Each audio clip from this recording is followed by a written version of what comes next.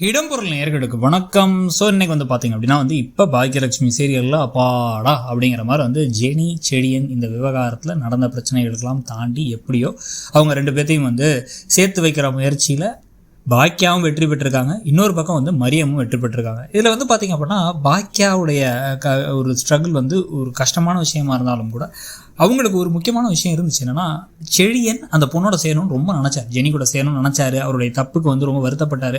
கூப்பிட்டா வந்துடுற மாதிரியும் எப்படியா சேர்ந்துடணுங்கிறதுக்கு எல்லா முயற்சியும் எடுத்து அடியெல்லாம் வாங்கி தான் கிளம்பி வந்தார். ஸோ இப்போதைக்கு பாக்கியாவுக்கு இருந்த ஒரே பிரச்சனையாக இருந்தது, வீட்டில் இருக்கக்கூடிய அந்த ரெண்டு பெருசுங்களையும் அதுக்கப்புறம் அந்த கோபியும் பார்த்தீங்க அப்படின்னா அவங்களுடைய கண்ணில் மண்ணை தூவிட்டு இவங்களை கூட்டு வரது மட்டும்தான். ஆனால் மரியத்துக்கு அப்படி இல்லை. மரியத்துக்கு இன்னுமே கஷ்டமான விஷயம். மரியத்துடைய கணவருக்கும் விருப்பம் இல்லை. மரியத்துடைய மகள் மனசில் என்ன இருக்குது அப்படிங்கிறது அவங்களுக்கு புரியவே இல்லை. ஜோசப்புக்கும் சரி ஜெனிக்கும் சரி ஒரு மாதிரி அவங்க ரெண்டு பேருமே ஒரு மாதிரி வித்தியாசமாக செயல்பட்டு இருந்தாங்க. ஜோசப் கடைசி வரைக்குமே நம்ம நினச்சோம், நம்ம அப்போவே சொன்னோம் இவன் செட் ஆக மாட்டான்ட்டு, ஓடி போய் கல்யாணம் பண்ணுற மாதிரி நம்மளை கட்டாயப்படுத்தி கல்யாணத்தை பண்ணிக்கிட்டா. இப்போ பாருங்க இங்கே வந்துட்டா, நம்ம சொன்னதான் கரெக்டாகிடுச்சு, வேற கல்யாணத்தை பண்ணி வச்சிடலாம் அப்படிங்கிற முயற்சியில் தான் அவர் ஈடுபட்டு இருந்தார். ஜெனி மனசு என்ன இருக்குங்கிறது ஜெனிக்கே தெரியாமல் இருந்துச்சு. கோபம் ஆத்தா இருந்துச்சு. அதே சமயத்தில் அவர் கல்யாணம் பண்ணிக்க போறாரு அப்படின்னு கேட்டால் தாங்க முடியாமல் இருந்துச்சு. குழப்பத்திலே இருந்தாங்க.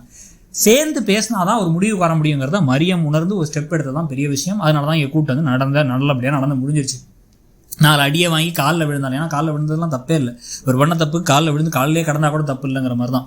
ஸோ அத்தனை தவறுகளை எல்லாம் இவர் எப்படியோ மன்னிப்பு கேட்டு இப்போ எப்படியோ ஒரு 2 பேர் கட்டி பிடிச்சி ஒன்று சேர்ந்துட்டாங்க. சேர்ந்ததுக்கு பிறகு இப்போ தான் இருக்குது அடுத்த கட்டமான பிரச்சனைகள். என்ன அப்படின்னா அவங்க 2 பேர் சேர்ந்தாலும் இருமணம் இணைந்தாலும் இந்த 2 வீட்டை இணைக்கிறதா பெரிய பிரச்சனைங்கிற மாதிரி ஜோசப் ஏகப்பட்ட பேச்சு பேசிட்டார். ராமமூர்த்தியிலேருந்து ஆரம்பித்து எல்லாத்தையுமே அவமானப்படுத்திட்டார். அதுக்கெல்லாம் சேர்த்து வச்சிருக்கக்கூடிய பிரச்சனைகள், இந்த குடும்பமே நல்லா இருக்காது, நீங்களாம் உருப்படவே மாட்டீங்க அப்படின்னு சாபம் போட்ட இவங்க வேறு இருக்காங்க, ஈஸ்வரி வேறு இருக்காங்க. 2 பேரும் வீட்டுக்கு இப்போ சேர்ந்து இப்போ செழியனும் ஜெனியும் வந்தாங்கன்னா, நிறுத்து, எப்படி வரலாம், இவ பேசின பேச்சுக்கும் திமிரு பேச்சுக்கும் அவங்க அப்பா பேசின பேச்சுக்கும் அவங்க அப்பா மன்னிப்பு கேட்டால் மட்டும்தான் அந்த வீட்டுக்குள்ளே நான் விடுவேன் அப்படின்னு கண்டிப்பாக ஈஸ்வரி ஓவர் பேச்சு பேசுவாங்க. எதை பற்றியும் கவலைப்பட மாட்டாங்க. செடியனை பற்றி கவலைப்பட மாட்டாங்க. பிடிவாதம், வரட்டு கௌரவம், அதே சமயத்தில் பார்த்தீங்க அப்படின்னா தற்குறித்தனம் அப்படிங்குவாங்க. மூளையே இல்லாமல் இருந்த சில சமயங்களில் பேசுறது, வார்த்தையை விடுறதுன்னு எல்லா விஷயமே பண்ணுவாங்க ஈஸ்வரி.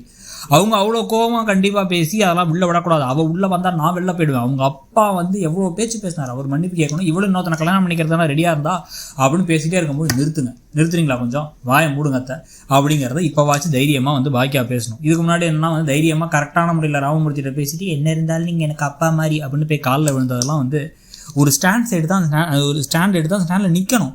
அதை விட்டுட்டு திருப்பி மன்னிப்பு கேட்டு நான் ஏதோ தப்பு பண்ணிட்டேங்கிற மாதிரி இருக்கக்கூடாது. அந்த விஷயத்தில் இப்போயாச்சும் ஈஸ்வரி கிட்டக்க ஸ்ட்ராங்காக பாக்கியா இந்த பாருங்க, அவன் என் மருமக, அவன் இங்கே தான் இருப்பான், இன்னொரு தடவை எதுவும் பேசாதீங்க, இந்த விஷயத்தில் நீங்கள் இதுக்கப்புறம் எதுவும் பேச வேணாம், அவன் சந்தோஷமாக இருக்கான், அதான் முக்கியம், நம்ம பிள்ளைங்க சந்தோஷம் முக்கியங்கிறத முதல்ல ஞாபகத்தில் வச்சுக்கோங்க.